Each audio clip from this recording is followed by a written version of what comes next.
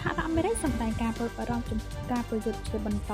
ដែលបង្កគ្រោះថ្នាក់និងការបាត់បង់ជីវិតនៅតាមកន្លែងជាច្រើនតាមបណ្ដោយព្រំដែនកម្ពុជាថៃលោក Marco Rubio រដ្ឋមន្ត្រីក្រសួងការបរទេសអាមេរិកបានទូបញ្ជាក់ថាសហរដ្ឋអាមេរិកមានការព្រួយបារម្ភចំពោះការប្រយុទ្ធជាបន្តដែលបង្កគ្រោះថ្នាក់និងការបាត់បង់ជីវិតនៅតាមកន្លែងជាច្រើនតាមបណ្ដោយព្រំដែនកម្ពុជាថៃ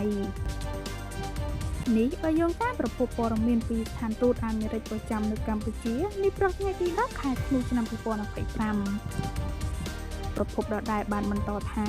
សហរដ្ឋអាមេរិកទទួលជាខ្លាំងឲ្យបញ្ឈប់ជាបន្ទាន់នៅអរិភាពនេះនឹងការការពារជនស៊ីវិលព្រមទាំងស្នើភាគីទាំងពីរឲ្យវិលត្រឡប់ទៅគោរពវិធានក្នុងការកាត់បន្ថយភាពតានតឹង